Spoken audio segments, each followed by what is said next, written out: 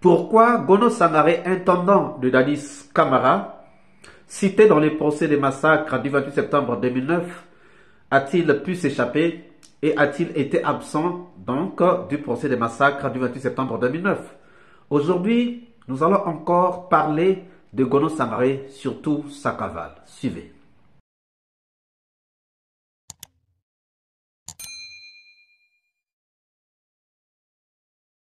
Bonjour, bonsoir, cela dépend de l'heure à laquelle vous regardez cette vidéo. Bienvenue si vous nous découvrez pour une première fois. Toujours un plaisir pour moi de venir devant vos écrans vous exposer les analyses de Soleil d'Afrique.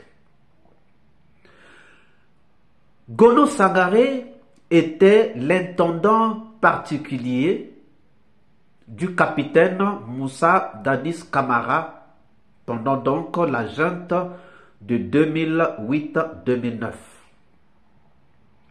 Or, le CNDD avait élu domicile au camp Alpha Yaya Diallo, lequel camp était devenu donc comme le siège de la présidence, le siège de la junte, le siège du CNDD. Mais il s'avère que pendant que le CNDD avait élu domicile au camp Alpha Yaya Diallo, dans la maison de Dadis Camara, une chambre avait été aménagée. Une chambre secrète pour garder des réserves d'argent.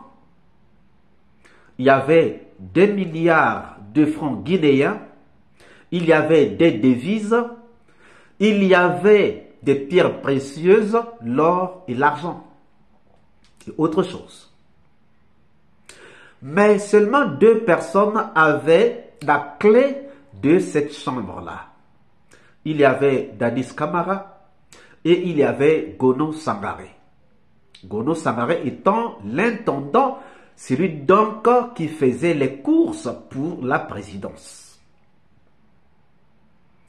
Et donc, Gono Sangaré avait la gestion du contenu de cette chambre secrète.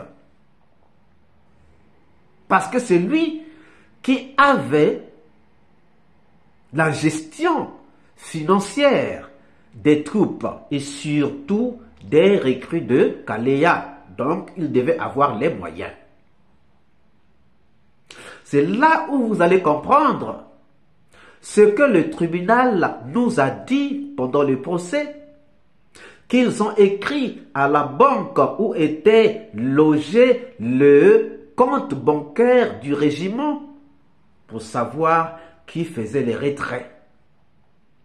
Et même le procureur a posé à Dadis Camara si Dadis Camara, courant 2009, avait donné des instructions pour le retrait de 10 milliards de francs guinéens de ce compte du régiment. Effectivement, qui avait fait ce retrait, c'est Gono Sangaré, parce que c'est lui qui gérait le compte du régiment. En 2009, est-ce que vous vous souvenez avoir donné des instructions à votre intendant, colonel Gono Sangaré, afin de procéder au retrait de la somme de 10 milliards de francs guinéens au niveau de la Banque centrale, afin d'entretenir les recrues de Kaléa? Vous vous souvenez avoir donné ces instructions? Monsieur le procureur, ce n'est pas M. Camara. Cela ne ressemble pas à M. Camara. Vous n'avez jamais donné d'instructions dans ce sens? Je n'ai jamais donné l'ordre à qui que ce soit de débloquer un montant de quelque nature que ce soit. Et vous n'avez pas appris aussi que ce montant-là a été décaissé pour entretenir les recrues de Kaléa? Vous n'avez pas appris cela aussi? Je n'ai jamais appris. Merci beaucoup. Bien. Mais en réalité, cet argent était destiné aux recrues de Kaléa. Aux recrues de Kaléa. Le 3 décembre, lorsque Dadis reçoit une balle de la part de Toumba au camp Koundara, Gono Sangaré, voyant que Dadis Camara a été évacué, va donc envoyer les éléments de Kaléa au camp Alpha Yaya Diallo pour sécuriser cette chambre-là, le temps qu'il puisse attendre le retour de Dadis. C'est là où vous allez comprendre ce que dit Escobar. Que lui, il n'a vu les recrues de Kaléa que le 3 décembre, ou à partir du 3 décembre, lorsque Toumba avait tiré sur Dadis. Bien.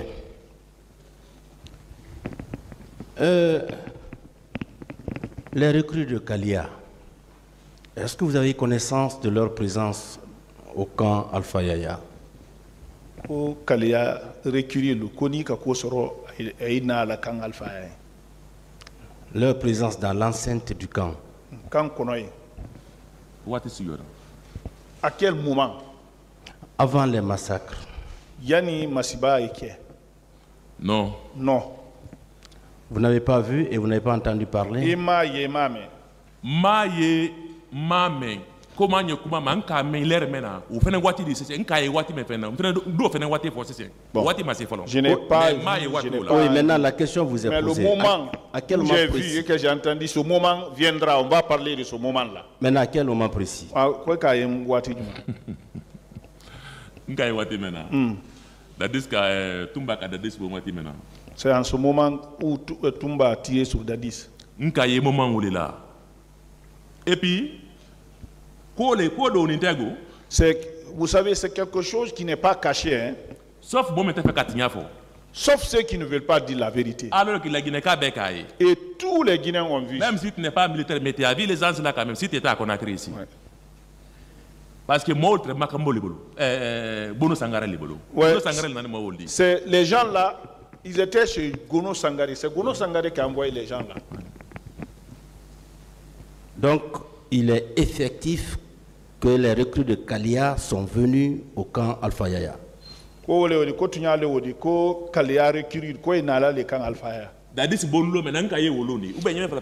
Je vous dis, c'est le jour où ils ont tiré sur Dadis que j'ai vu les gens là. On comprend bien, M. Condé.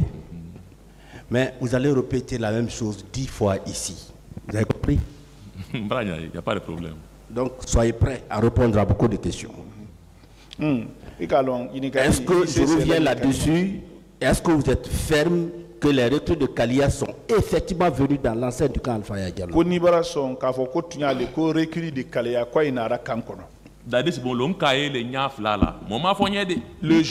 jour où ils ont tiré sur Dadis, j'ai vu ça de mes yeux, on ne me l'a pas dit. Hein? Et ces gens ont été envoyés par Gono Sangaré, n'est-ce pas? Gono Sangaré les Naraïd. Ça, c'est très clair. Merci.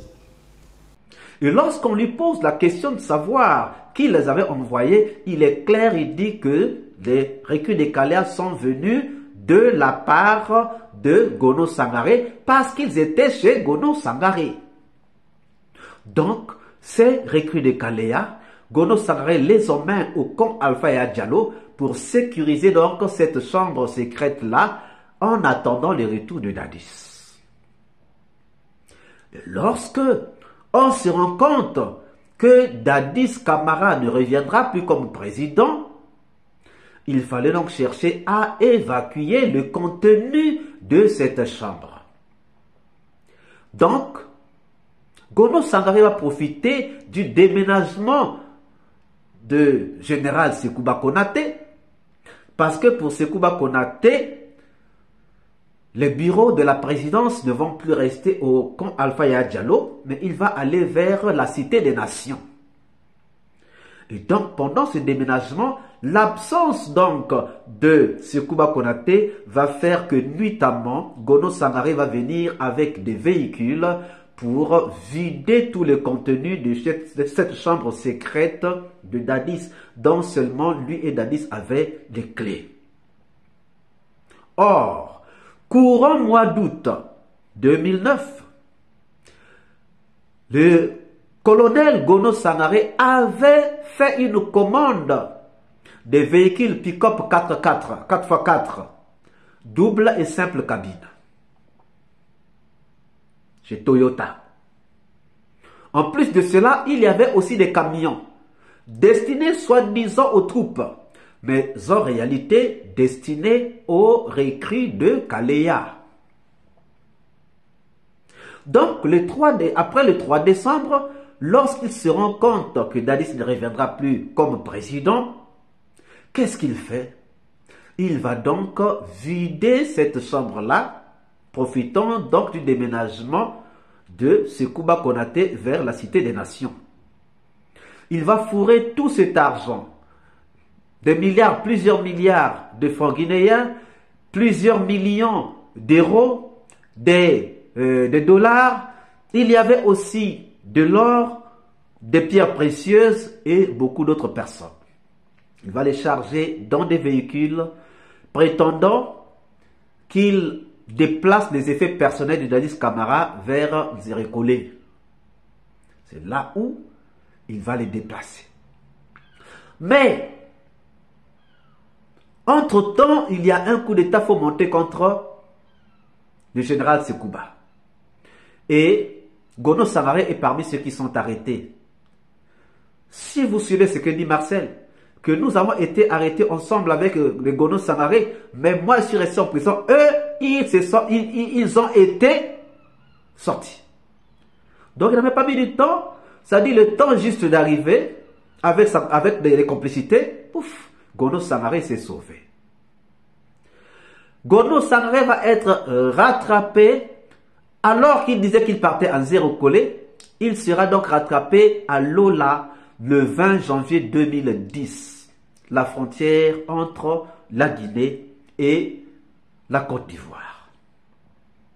Interpellé par un soldat qui était à la frontière, il négocie de lui donner de l'argent et de laisser passer la frontière. Cependant, le jeune soldat n'accepte pas cela, il fait appel à son chef et son chef vient, l'emmène dans son bureau, emmène Gono Sangaré dans son bureau, et là-bas il y a négociation. Il va simuler une certaine évasion de Gono Sangaré, lui ayant pris sa part d'argent, laisse Gono Sangaré partir vers la Côte d'Ivoire. Et même le colonel Mandjou, à l'époque, voulait arrêter ce chef de poste qui a fait fuir Gono Sangaré, mais lui aussi avait déjà pris la tangente.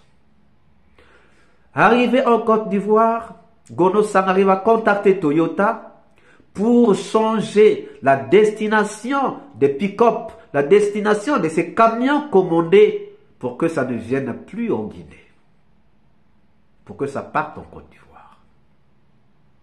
Avec la complicité de l'ancien ministre et ancien ambassadeur Alexandre Cécé-Loua, ils ont créé leur entreprise pour le compte de Dadis Camara, qui fait Ghana, Côte d'Ivoire, Libéria. Voilà pourquoi Gono Sangaré est autour de ces pays, entre le Ghana, la Côte d'Ivoire et le Libéria. Mes chers amis, l'argent qu'il a emporté, ce n'est pas l'argent de Dadis. L'argent qu'il a emporté, c'est l'argent du contribuable, c'est l'argent des Guinéens, c'est milliards de francs guinéens, c'est millions d'euros, c'est millions de dollars. L'or et l'argent. Voilà donc un individu qui a pris l'argent de tout un pays, qui est en train de le fructifier ailleurs pour lui-même et pour sa bande de bandits. Inculpé maintenant. Oui, parce que Gono Sangaré a été inculpé par le juge Morline. Et oui, le juge Morline avait le 3 décembre, non le 3 novembre, encore confirmé les charges contre Gono Sangaré. Et même Interpol a été saisi. Interpol a été saisi pour mettre la main sur Gono Sangaré. Le problème est que nous nous posons la question de savoir pourquoi Gono Sangaré n'est pas encore arrêté. Pourquoi on n'a pas encore mis la main sur Gono Sangaré lorsque nous savons qu'on peut le retrouver entre le Libéria, la Côte d'Ivoire et le Ghana. Oui, on peut comprendre qu'ils ont des parapluies à gauche et à droite. Mais jusqu'à quand? Jusqu'à quand? Que pensez-vous, chers amis, de Gono Sangaré? Allez, avec l'argent emporté par Gono Sangaré, on pouvait construire des hôpitaux, on pouvait construire des écoles. Mais c'est lui seul et sa bande de complices qui sont en train d'en profiter. Que pensez-vous? Doit-on mettre la main sur Gono Sangaré ou pas? Nous attendons vos réponses dans les commentaires. Si cette vidéo vous a plu, ne manquez pas de laisser un pouce bleu, de commenter, de partager. Si vous n'êtes pas encore abonné, c'est le moment de vous abonner et surtout de ne pas manquer d'activer la cloche de notification afin d'être averti à temps réel de toutes nos prochaines publications. Quant à moi, je vous dis à très bientôt pour une nouvelle capsule. Ciao!